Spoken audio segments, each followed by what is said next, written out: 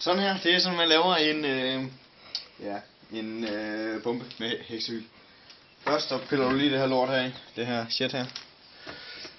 Så klipper du lige op her. Går du lige herhen. Bruger lige en hammer. Nu har vi en øks. Så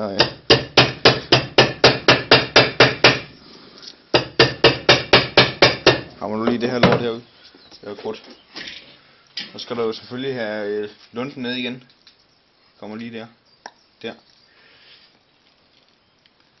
Så skal du lige have det her lort der bøjet. Går ikke så godt. Se, sådan nøjet. Sådan der. Så skal denne her dut her på.